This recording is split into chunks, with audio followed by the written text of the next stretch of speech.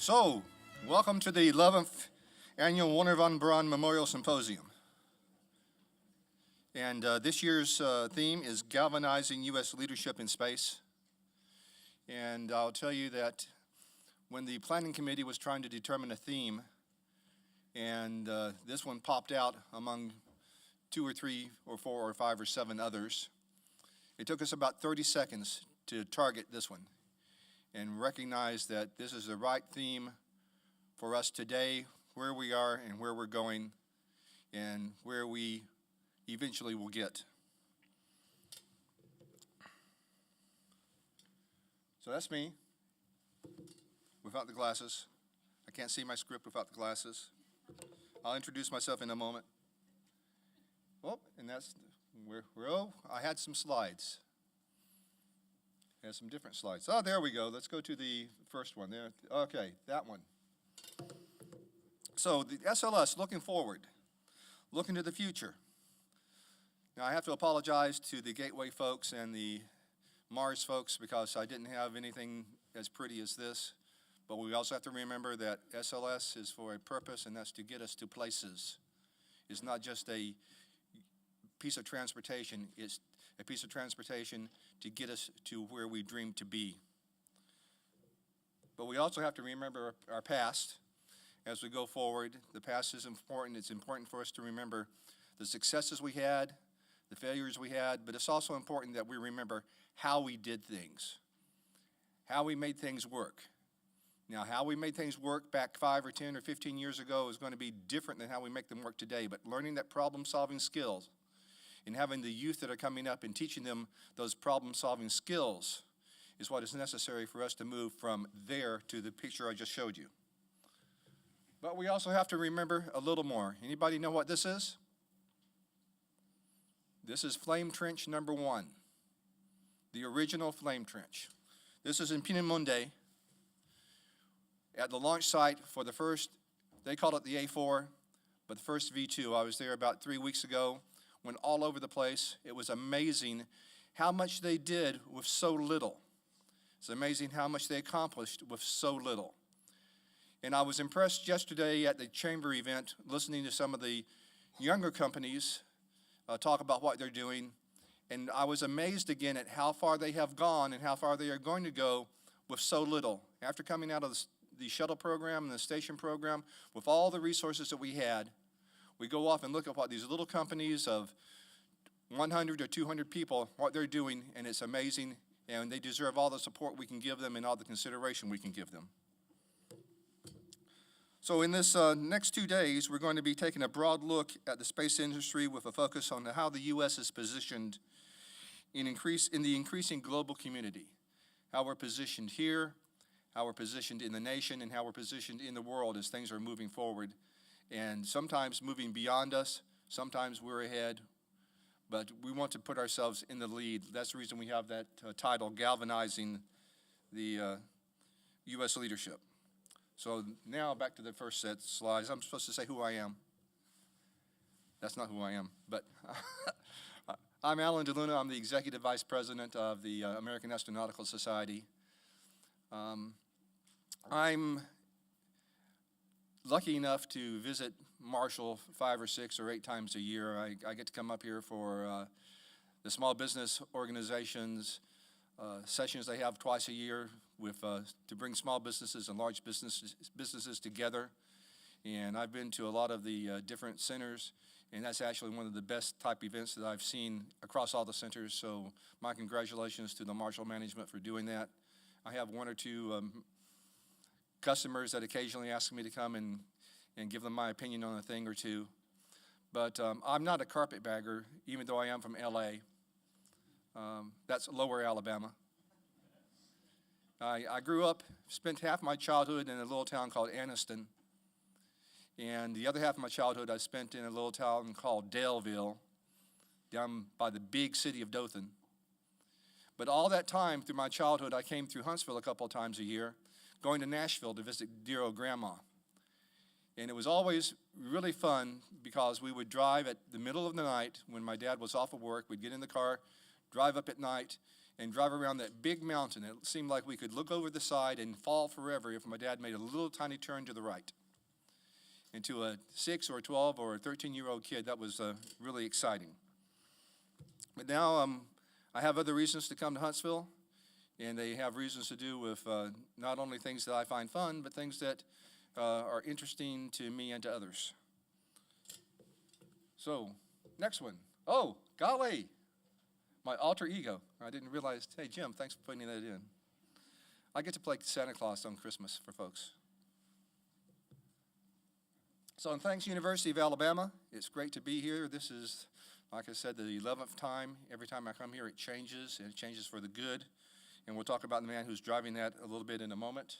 Also, thanks to NASA Marshall Space Flight Center for what you've done to support this conference, not only by coming here to the conference, but supporting us as we put together the plans for it, supporting us as Chris Crumley, who is the conference chairman, goes about and finds folks to help us build the programs, build the different elements of the program, including the receptions and the student poster contest, which we had last night. We actually did begin the conference last night with a reception down in the Student Services Building. We had the latest edition of the student poster contest, and one of the things that's new about that student poster contest is this year it was more than just UAH. This year we had over 67 entries for a total available slots of 40. So we turned down about a third of the people that wanted to come. We had international folks. We had 3 of the international submitters selected to display last night, and we also had another 5 from universities other than UAH. So the conference is getting a little better known. The poster contest is getting a little better known, and hopefully as we move forward and we start exposing more students and more young people to this conference, we'll start getting more of them coming and helping us understand where we need to go and what we need to do there.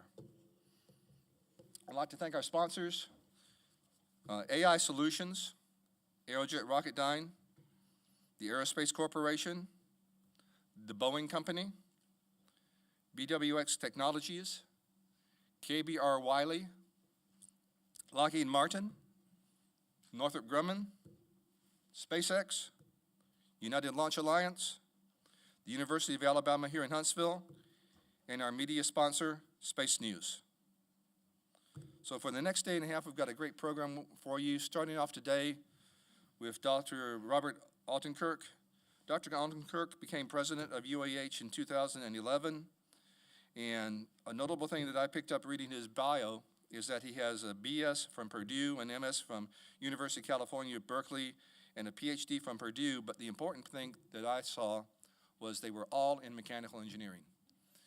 Many times you move to a person in this kind of level, and he's jumped around different disciplines as he goes through his education. But Dr. Altenkirk, thank you for being a ME. I'm a little drawn to it because that's what I graduated as also, an ME. But I haven't done any real engineering in 40 years. So, sir.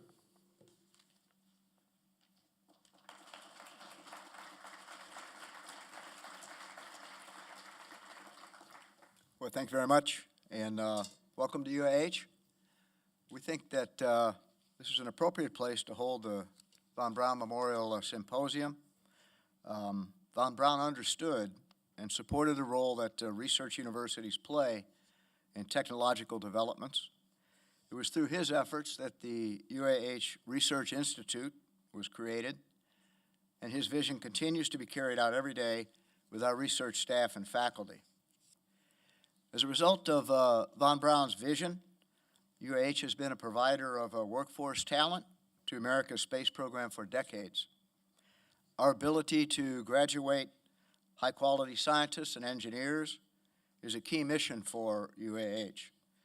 It's important to note that about half of our graduates each year are engineers or scientists.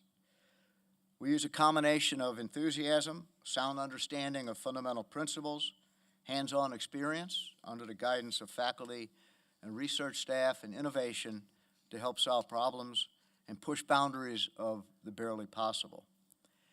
The Carnegie Foundation for the Advancement of Teaching classifies UAH at a high level of research activity.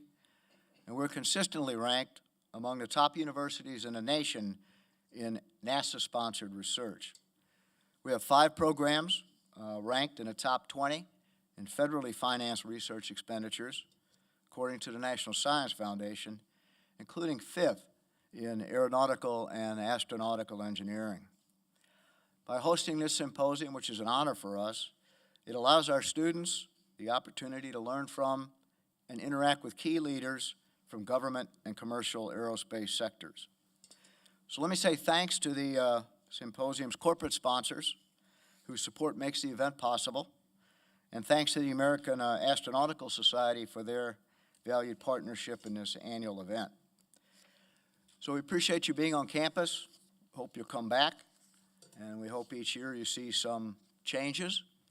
As a matter of fact, in early 2019, we will open a technology incubator for startup companies, which is integrated with our business building. And we're beginning the planning process for the redevelopment of Executive Plaza, which is across the street from the Bevel Center. It's 60 acres, which is a good piece of land. And we will be engaged with a planner over the next few months to develop a mixed-use residential and retail area in that land. And we hope that you'll come back over several years and see that evolve. So thank you for coming, and have a good symposium.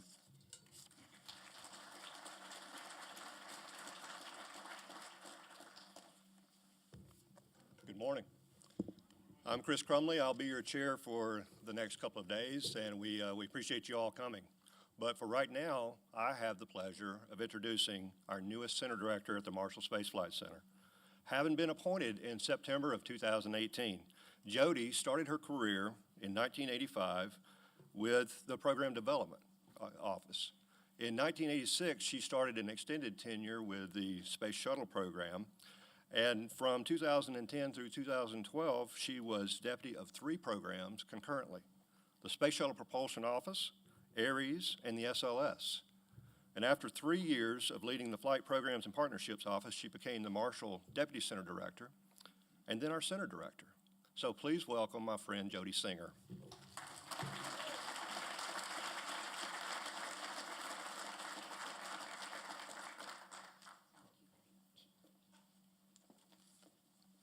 So good morning. So this is always a fun opportunity for me. I look forward every year for this event, not only for the interaction, but what we learn from each other. And it's amazing. Every year when I come back, I am so impressed with this campus and how much it has changed. It's just wonderful. So I love being a part of this. Thank you very much to UAH and the American Astronautical Society for allowing me to come and speak this morning, very briefly. I'll be speaking later today, but this morning, I really want to focus on what we're doing. So it's really great to be here to talk about galvanizing U.S. leadership in space. That's one of my passions, and it's one of the things that I think not only makes this community great, this state great, and this nation great, is our involvement in that. I do see a lot of faces in the crowd that I recognize, and I look forward to meeting the new ones. You know, whether this is your first Von Braun Symposium or your 11th, I'll tell you you're in for a treat and learning exercise. So take advantage of it, have the benefits for the students that are here, take advantage of learning and making the connections. But really, I'm here this morning to take the opportunity to honor an individual that's contributed greatly to NASA's mission, academia, and this community. And if you don't know who I'm talking about Dr. Robert Altenkirk, who's retiring. You know, he's retiring from his post at UAH as UAH president after 7 years of service to this great institution. He spent his career in the world of academia.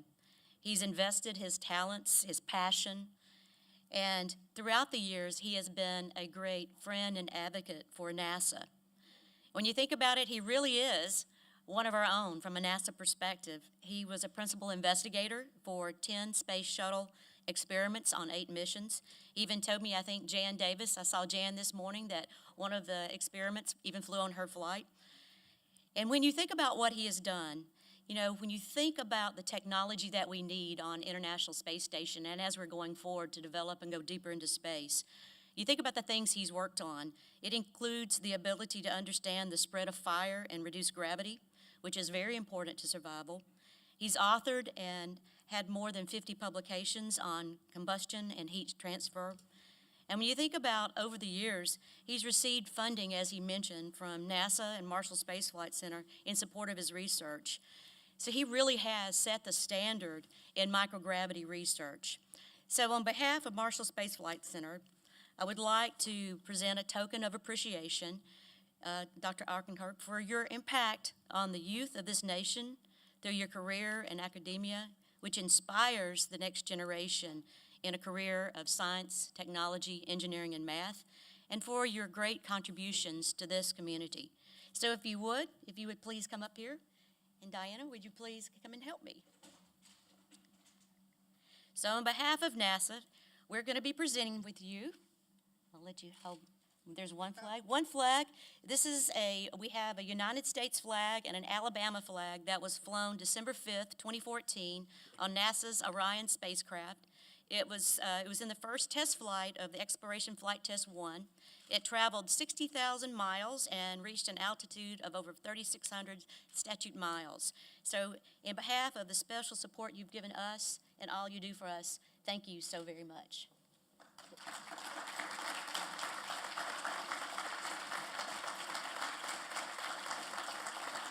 So thank you very much.